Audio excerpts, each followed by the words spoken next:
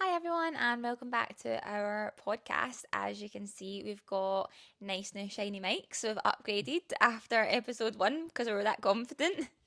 Realised after the intro ep that we never actually really introduced ourselves properly. We just kind of introduced the podcast. So my name's Carly, and this is Mark. I'm Mark. I've been in investing for about 6, 7 years at this point. And yeah, I've learned loads over that time. And I try to teach Carly all the time and basically just bore her to death. So we thought, why not involve everyone else with it? So lucky yous get to hear what I have to hear, but even better for you guys, I can actually tell them, shut up, can you explain that better? So basically on today's episode, we're going to be talking about inflation. We thought inflation would be a really good thing to cover because it's always in the news, it's always something you hear about, but I do think a lot of people don't actually understand what it is. So yeah, Mark, can you explain to us what inflation actually means and what it is?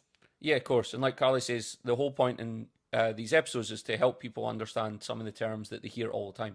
Inflation's thrown about as an excuse for things, why things are getting more expensive, but ultimately, all inflation is a measure of prices over time. So, a basket of goods, your food, a car, a house, the amount it increases in value over time is the inflation of that price. So, in simple terms, Yep. a house has went from say 50k in 1990 to 250k today. That's caused by inflation, and I think the biggest problem with inflation is it hurts everybody differently, depending on your wage, depending on what you spend your money on, and it's a big problem. And so, just going back to that example you used there, so if you bought a house, I can't remember the date you said, but whenever you bought a house, it was £50,000, and then today it's now 150,000, and that's caused by inflation. But what does that actually mean? Why is it going up? Why is that house now 100 grand more than what it was 10 years ago or whenever? Yeah, ultimately it's because the government and governments all around the world do the same thing. So this isn't a UK or a US thing. They print money. So they literally print their own currency, which means it's worth less over time. And then that means that there's more money chasing the same amount of goods. So property construction doesn't keep up with the increase in money supply. So there's more money chasing fewer supply, and that causes prices to rise. So Okay. you've got two problems with inflation. You've got the supply side. So maybe there's not enough of something. So we saw during the pandemic, there was limited goods available, so prices rose because Mm. they couldn't build stuff, factories were Yeah. closed, So is that etc. a bit like during COVID when everyone was like bulk buying the toilet roll? Exactly. So toilet roll went up because Okay. they just weren't creating it fast enough. Okay. So that was supply driven inflation. And that's like if there's a problem somewhere in the supply chain. Okay. And so what's the purpose of that? Just using that example. So for that toilet paper company, did they see an opportunity to make more money because it's so in high demand, so they just decide to put the price up, or are they kind of forced to put the price up? A bit of both. So at the time, there was limited resources building and making things. So yeah, people put up prices. If you had, for example, if you are trying to sell your house and you only have one viewer, you're probably not going to get any more than your asking price for that. If you have 100 people coming to see your house, then it just becomes more and more expensive, and you end up getting a much better price because there's more people chasing the same number of goods, and that's what causes inflation. But then the other side is when governments print their own currency or print money, it causes demand led inflation. And that's what we've got a real problem with in the And UK. what's this with that? So, for example, I think that I hear a lot of people all the time, when the news comes on and it's like, oh, like the UK's in X amount of debt, or you know, America owes $1 trillion to this country or whatever it is, and a lot of people say, and probably I was the same, and it's like, oh, well, why don't we just print more money? Like if the UK's in debt and they need £3 trillion, why don't they just print £3 trillion? So why isn't, like, you're saying that's kind of like a problem and adding to the inflation problem? So how does that happen? Literally, because there's more money in circulation, it devalues the actual worth of your pound. Mm-hmm. So it kind of goes back to the old age thing. A Freddo used to be 10p, now it's 50p. Mm-hmm. That's not because the Freddo got more valuable. That's because there's more money in circulation because they printed loads. So the actual value of every pound went down over time. And that's a big problem. And right now, inflation's coming down technically, but prices are still rising year over year. So even though inflation's coming down, as they keep telling you, it's still prices going up year over year. Okay. And I think a good point that, so for example, like you're saying, we're told on the news, inflation's coming down. It's, inflation's down by 2%, but is that actually the full picture of inflation? So it's down by 2%. So is inflation actually down, or are we still up? Yeah, we're still up. So if you go back, I think 5 years, the average weekly food shop is up 30% in 5 years. Now, I don't know anyone that's got a 30% wage rise in 5 years. So you might get a 5% wage rise every 3 or 4 years if you're lucky, maybe longer, maybe shorter if you're in a, if you're getting promoted and things. But very few people in the last 5 years have had a 30% pay rise. But the average weekly shopping from Asda or a supermarket is going up 30%. And the problem with inflation is it hurts everybody differently. So if you drive to work, for example, well, your fuel bill's maybe higher now, your insurance is higher, the cost of tires on your car is higher. So if you don't drive to work or if you work from home, you don't have that inflationary pressure. So inflation hurts everybody differently, depending on their lifestyle, their standard of living. Like it hurts everybody differently, but the poorest in society normally get hit the worst. And that's what's really kind of evil about inflation and the fact that we don't understand it. Yeah. And who kind of like decides about inflation? So obviously you hear on the news it's gone up, it's gone down. Like who decides it's gone up and who's gone down? Like who decides to print more money? Like what can I go? What's involved in it? Yeah, so the Bank of England literally controls our currency. They have their main job is to make sure there's as many people employed as possible, so unemployment's as low as possible, and their other job is to help stimulate growth from the economy. Printing money stimulates growth, but then it causes inflation. So they've got like a balancing act they always have to do, but they're ultimately in charge. They're also the ones that measure it. So every month they assess a basket of goods and the price versus a year ago and a month ago, and that's how you get the inflation. But the biggest thing everybody needs to understand is inflation for June was 2.6%. All the headlines were positive, but that still means the average basket of goods went up over 2.5% since last June. But last June they went up 3.5%. So you're talking we're up. I think you're going to have to go back and explain that a little bit simpler. So basically, what you're saying is, just so I can understand what you're saying. So last year, for example, the average basket went up, say, by 5%. This year, it's gone down by 2.5%, but No, it's still technically up by 2.5%. no. So let's just use make See, up numbers. like, Yeah, this is and hard. this is the point. This is complicated. So last year inflation, say it was 5%. This year it's 2%. That's still 7% over 2 years. But the headlines are all positive because it's less than 5%. So it's only 2% this year. But overall it's 7%. Okay. Does that make sense? I think so. So if your car was 10 grand in 2024, the same car in 2025 might be, let's say, 11 grand.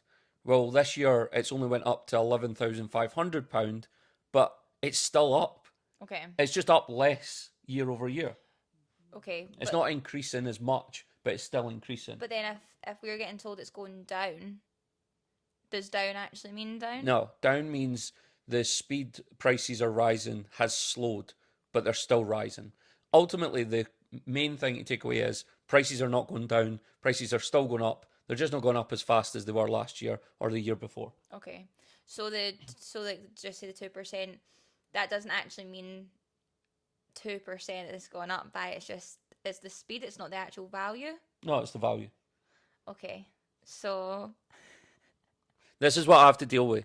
So, and maybe it's me because I talk about this, I deal with this all the time, so maybe I understand it differently. And it is complicated. And once again, we spoke about this in the intro episode. These terms and all this jargon and all this nonsense is designed to keep people out the loop so they don't understand it. So they see a positive headline, they're like, oh, government's doing a great job. when in actual fact, prices are still rising. And like I say, that average basket or that average weekly shop is up 30% in 5 years. So it doesn't matter if it's 2%, 5%, prices are still going up every single year. And so obviously, for example, just using your kind of made up numbers, let's say that if inflation was 5% last year, but it's only 2% this year, what kind of makes inflation like, speed up and slow down? So like last year, what would be a factor to make that go up to 5% versus what's the factors that's going into to only keep it at 2% this year? Yeah, so a big part of it's the Bank of England. So the way they can stimulate or slow the economy, depending on which side inflation's on, is interest rates. So interest rates were coming down, and then they've kind of paused interest rates. So they're still higher than they were during COVID, and that's to slow the amount of spending. Mm-hmm. If interest rates are really low, people feel good, they spend a lot of money, they get credit cards, they get mortgages, they get finance deals, but also there's no incentive to keep your money in a bank because the interest rate's really low. Mm-hmm. So then that drives inflation because there's loads of people buying and spending. Mm-hmm. They raise interest rates to try and slow that down, Okay. and that brings spending down, which hopefully brings prices down. Okay. So it's all kind of for the UK anyway. It's all kind of based on the Bank of England. Bank of England and the government. So the government can impact it by different stimulus programs as well. So during COVID, the obvious ones, the furlough payments. So the Bank of England obviously sanctioned it, but the government put it into law and they handed out the money. And that was very inflationary because the world had shut down, but people had loads of free cash because they were getting basically Mm-hmm. free cash for the government Yeah. to stop them going to work. But it just meant that things went mentally expensive. Cars went up huge. Mm-hmm. People were getting all their guards. Like they had a Mm-hmm. lot of cash. There was a lot of Mm-hmm. cash in the economy, and inflation actually reached 10% at its peak. Mm-hmm. And do you think that there's an understanding with people though that like decisions like that, so like furlough, for example, do you think there is an understanding that you know when you come out of COVID and you're trying to then get a house or get a car or whatever, and everything has gone up drastically, there's obviously I don't feel personally there is an understanding that those are kind of direct results or consequences, sorry, should you say, for the government's decision on like giving people that free money. Yeah, exactly. And that's the hard balance because governments, no matter who they are, and this isn't about one side or the other, is they want votes and they want to stay in power, so they like to give people stuff. The impact of that is that normally that leads to some form of inflation Mm-hmm. because they can't just print money out of thin air and have zero consequences. So you're right. So everybody that got furlough payments was really happy when they got furlough, and now they're really unhappy about inflation. Mm-hmm. But the two are kind of tied together. We printed £1 trillion or something like that during Yeah. COVID. Well, guess what? The after effects of that are still being felt. And that's why buying a house, getting a mortgage is so hard right now for young people. It's because inflation's made asset prices go through the roof. Mm-hmm. And how does that impact? So with inflation, how does that impact someone who is looking to invest and get into trading and even crypto or whatever it might be, or how does that impact that sort of side of things? So that's the other side of inflation. The people that benefit the most are the people that have investments. So if you look at property is a great one, right? Property, everybody just assumes property will rise forever in value, even though it technically shouldn't, but it does. And the reason for that is inflation. Mm-hmm. So property prices have always gone up pretty much every single year I can remember property prices rise. That is why people invest is to beat inflation. Mm-hmm. Because if you invest your money in stocks, in property, in crypto, in Bitcoin, in gold, silver, they all tend to beat inflation year over year. Mm-hmm. And even though some years they'll have a bad year, in the long run they will beat inflation. That's why people invest. But it's also why the rich get richer and the poor get poorer because the poor don't invest and the rich do invest Mm-hmm. and they keep getting richer and richer because of inflation. And the gap comes kind of Yeah, wider and wider. the gap gets bigger and bigger and bigger, Mm-hmm. and it just gets harder and harder for the kind of bottom 50% to just live day to day, month to month, whereas the rich get richer and richer because their assets are constantly growing faster and faster because of Mm-hmm. inflation. And it's interesting because I don't think that a lot of people would maybe, myself included, would think of a house as an investment. So like obviously when you're buying a house because you need to live in a house, or you're buying a flat because you need to live in a flat. So it's interesting to kind of lump that into like, oh, that's an investment, and things like that. What do you think that's something that a lot of people are aware of, or do they? I think it's really hard to see, so you don't see it day to day because you just kind of adjust and it's slow. So I think the big challenge with inflation is, say it's 2%, you don't really notice a 2% Mm, rise year over year. yeah. But then when you look back 10 years, you're like, I can't believe the prices. Hmm. It's like there's a good analogy, and it's basically like your cash is like a melting ice cube and it's worth less and less Hmm. every year, Yeah. but you don't really feel it until Hmm. you have big shocks like COVID when it goes up to 10%, everybody Hmm. notices it. But most years it's just slow and gradual, and it's only when you look back. When it comes to property, I think some people are aware of it as an investment and it's a good place to park your cash and beat inflation. But like you said, if you only buy one house and you live in it, okay, it might go up £100,000 in value, but then you can only realize that if you sell the house, and then you have to go and Hmm. buy one which is also risen in value. Hmm. So the whole um, my houses went up X in value is a bit of a myth, Hmm. because so is the next house you're trying to buy. Yeah. So you can't ever really realize that cash unless you're Yeah. really lucky. Yeah, of course. And I think it's hard as well because I suppose if your house has gone up by, say, £50,000, and then you move a house that's maybe not as big as your house, or maybe not as rooms or whatever, is probably equal in value to what your house is. So actually, Exactly. you're still kind of falling behind, even though it feels like you're climbing up. So if I had to sell a house and I made, like you're saying, like, if you got mortgage free and you sold your house and you had all that money, you're like, great, I could go and buy a mansion, Yeah. but actually, you probably couldn't because a mansion's still so unachievable, really. Yeah. Because if you've got 100 grand, the house that's worth 100 grand now isn't the same that what it was worth 10 years ago. Yeah, exactly, 100%. And that's the biggest challenge with it. And the other thing is inflation outstrips wage growth. So that's why people feel like every month's getting harder and harder. Mm-hmm. I think property prices have risen since the 90s about 6 times in value, whereas wages are up only about 3 times. Mm-hmm. So you now need a lot more money, a lot more income to buy just an average house than you did previously. And that's why it's so difficult for especially first time buyers to get on the property market. Yeah, definitely. I think you can see that now when you've got like friends and kind of with their siblings and things that are younger. Like it's harder for them to, we all moved out quite young. Like I think I moved out 17, 18. You moved out 17, 18. And these days that just seems impossible because Yeah. the price for things is so high, and it's quite sad for younger people Yeah. because where do they get their start? I mean, there's nothing wrong in not moving out at that age, but I think if it's not your choice to not move out, that's quite difficult. Yeah, 100%. And if you look at any of the stats, credit card debt is at the highest level in history. The number of 30-year-olds still living with their parents, highest rate in history. Why? Because they just can't get ahead. Hmm. And it's inflation that is crippling them all the time. And I think investing seems really like hard when you maybe live paycheck to paycheck and you don't have a lot of free cash. But unfortunately, the kind of evil side of inflation is that unless you invest, you're never going to get ahead. You're always going to be behind. And even Hmm. if you just bought a random stock index, it averages about 12 to 15% year on year Hmm. appreciation. Hmm. Inflation, 3 to 5% maybe. So you're still 10% ahead every Hmm. year.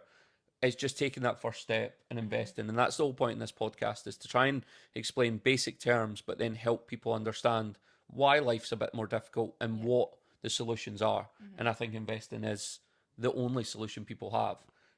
Yeah, 100%. And where would you look to start investing? Like obviously you're not going to say like, oh, invest in this, invest in that. I don't mean it like that, but where would you look? So if you were investing for the first time, like what kind of things would you look out for to invest in? I think there's a few things you have to look at as your time horizon. So if you're quite young, you don't necessarily need that cash back in the next 5 or 10 years. So you can have a long term horizon. You can put your money in really safe assets that are going to appreciate for the long term. Um, I think stuff like gold is, a great asset because it protects you against inflation. They And can't. why does that protect you against inflation? Why would gold? So gold, silver, Bitcoin, which will come out in another episode, protects you against inflation because it's scarce. So there's only so many ounces of gold, and they can only mine so much a year. Okay. So it means that it's never really its supply. So the number of gold ounces can't grow massively in a year. Mm-hmm. So it protects you against inflation because it's scarce. Anything that's kind of got limited supply is a really good asset. That's why property is so good because they can only build so many houses in a year. Okay. So Mm. property is a good investment. And is it kind of like, so for example, if you went into a shop and like a bottle of Lucasade's like £1, just say, I don't even know how much, probably a fiver these days, but so that's £1. But then when, remember those guys released that drink Prime? Prime, Yeah. and like everyone, it was like £10 a bottle. Yeah, exactly. But is that because that was quite a scarce Yeah, thing and it was like a limited edition? It wasn't going to be, or exactly. I don't think it was meant to be something that was going to be a long term Yeah, product. yeah, exactly. That's why, like, if your favorite brand does a limited edition hoodie, it's worth way more than a normal hoodie because there's only 100 or there's only 1,000. Mm. Scarcity and just lack of supply of something generally makes it more valuable over time. So you would look at kind of finding things like that to invest in because you're kind of more protected rather than. Yeah, those are really safe assets for the long term because they protect you against inflation, but they're not going to 3-4x in the next few years. Like gold might go up 3% this year, or it might go up 5% And what next does year. 3-4x mean? 3-4x is just a multiply. So Like 3 times in value. yeah, so if you buy like a tech stock, like Tesla or Microsoft or something like that, you might see a 40%, a 50% gain in a year. Whereas if you buy gold, you're probably more likely to see a 5% gain in a year. Okay. But gold's safer. But we call that, the cool kids call that X. Yeah. 5x. 5x. We don't call it 5% here, we call it 5x. Yeah. And then yeah, you could buy. There's loads of safe investments or like diversified investments, like index funds, which are just like a selection of stocks, for example. But basically, the key thing is inflation is reducing what your pound can buy every single day, and the only kind of escape hatch is investing somewhere in appreciating assets. Mm-hmm. Okay, amazing. And with you kind of touching on that, like, inflation affects your pound value. What does that kind of look like long term in your opinion? Because I know that, for example, me and Mark went to Egypt a couple of months ago, and we went out of the kind of hotel complex to like a random shop, and I think like a packet of chewing gum was like 500 Egyptian dollars, Yeah. and I think that was like 50p here, but like 500 Egyptian dollars seems a bit extreme for a packet of chewing gum. That's exactly it because Egypt has hyperinflation. So their currency devalued by like 50% over the last couple of years. Argentina had like 95% inflation at one point. And how does that happen? So like, how did they get so? Why were they at 95% inflation? Really bad government policies, printing loads of money and just trying to support the economy and support people by handing out loads of money. And it just hyperinflates the currency. You normally see it in less stable countries. We're not going to have hyperinflation in the UK, but yeah, there's a lot of currencies around the world that do see massive inflation. It just devalues their currency, whatever it is, pesos, pounds, whatever it is. And so, sticking to kind of the topic of like the value of money. So, is inflation the kind of sole thing that determines how what your money is valued at? So, for example, you know, 10, 15, however many years ago, when you would go to America, for example, it was like £1 would get you $2, so it was almost like going shopping and everything was half price. Yeah. um, so is that inflation that kind of contributes to that, or like? It definitely contributes. It's not the only thing. Um, for example, the pound used to be the number one currency in the world way back in the early 1900s. It's not now. The dollar is. So things like that change over time. But yeah, inflation's a big part of that. So we've had worse inflation than the US. Our currency's worth less. But there's other factors that go into the cross-border currency rates. Can maybe cover that in an episode. Yeah, we can maybe talk about that in another episode. So yeah, so just to wrap things up, really, a synopsis of inflation would be that if something has got hundreds of it, Yeah, it's going to be really cheap, really expensive, less less valuable. valuable. Yeah. And if there's like one of something, it's like really, really valuable, really expensive. Invest all your money into that. Well, yeah. I mean, no financial advice. But basically, inflation is the rise in prices year over year and the devaluation of your pounds. So your money's going down in value every single year because of inflation. And the only way to escape it is by investing because inflation's not going to stop. It's going to continue, it's going to carry on, it's going to grow and grow and grow.